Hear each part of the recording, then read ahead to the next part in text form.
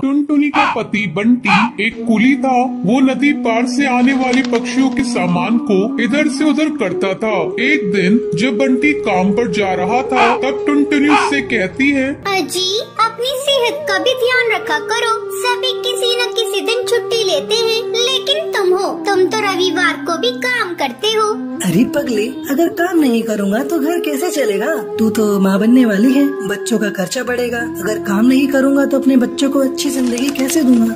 आपसे तो बात करना ही बेकार है। ये लीजिए पोटली, इसमें मैंने रोटी और चावल रख दिए हैं, समय से खा लीजिएगा। नहीं टुनटुनी, आज मेरी तबीयत कुछ सही नहीं लग रही है, कुछ भी खाने का मन नहीं कर रहा है। काम से आऊँगा तो खा लूँगा। बंटी बिना खाना लिए काम पर चला जाता है। टुनटुनी को क्या पता था कि बंटी से उसकी ये मुलाकात आखिरी थी। उधर बंटी बेहोश होकर बहती नदी में गिर जाता है और वहीं डूबकर मर जाता है। टुनटुनी भागी भागी अस्पताल जाती है।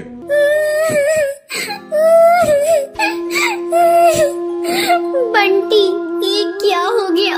सब कुछ एक पल में खत्म हो गया। अब ये बच्चा किससे अपना पापा कहेगा? मैं तुम्हें कई बार समझा रही थी अपनी सेहत का ध्यान रखो, लेकिन तुम तो मेरी बात मानते ही नहीं। अब मैं क्या करूं बंटी? समय तेजी से पंख लगाकर उड़ने लगता है। टुनटुनी एक बच्ची को जन्म देती है। एक दिन टुनटुनी के पास डाकिया एक खत लेकर आता है। अरे ये खत तो कड़कनाथ सेठ की कंपनी की तरफ से आया है और मुझे बंटी की जगह कुली की नौकरी दी गई है। मुझे अपनी बच्ची के लिए नौकरी करनी ही होगी, तभी मैं उसे एक अच्छे स्कूल में पढ़ा पाऊंगी और उसे बेहतर भविष्य दे सकूंगी। अगले दिन से ही टुनटुनी कुली बनकर पक्षियों को बोझ उठाती थी। जब भी नदी के उस पार से कोई पक्षी आता था, टुनटुनी तेजी से उन पक्षियों के पास पहुंच जाती थी। बहन जी, क्या मैं आपका बोझ उठा लूं? अरे तुम तो एक चिड़िया हो, क्या तुम इतने बोझ को उठा सकती हो? हाँ हाँ बहन जी, मैं सारे बोझ को उठा लूंगी। बहन जी, मैंने अपनी जिंदगी में इतना बोझ उठा लिए है,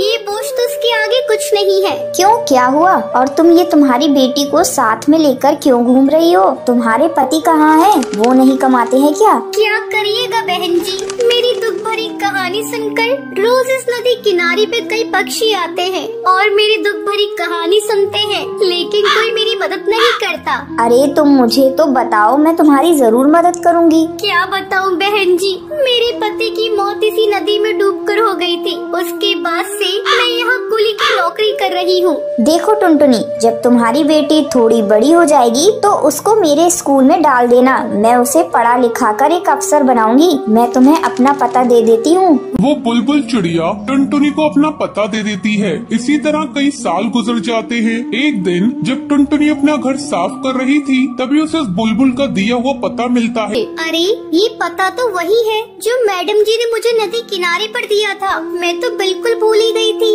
अब मैं अपनी बेटी को लेकर मैडम जी के स्कूल में जाऊंगी और उसे वहाँ पढ़ाऊंगी। टुनटुनी अपनी बेटी को लेकर उस पते पर पहुँचती है। आओ आओ टुनटुनी, बहुत दिन हो गए तुमसे मिले। मैडम जी, ये देखिए, मैं अपनी बेटी को अपने साथ लेकर आई हूँ। मैं चाहती हूँ पढ़ लिख कर एक अफसर बन जाए, इससे मेरी तरह जीवन में संघर्ष न करना पड़े। हाँ हाँ टुनटुनी, तुम निश्चिंत रहो, मैं तुम्हारी बेटी को अच्छी तालीम दूंगी। तुम्हें एक दिन इस पर गर्व होगा। टुनटुनी अपनी बेटी का एडमिशन उस मैडम जी के स्कूल में कराकर निश्चिंत हो जाती है। उसे इस बात की खुशी थी, उसकी बेटी को उसकी तरह जीवन में संघर्ष नहीं करना पड़ेगा।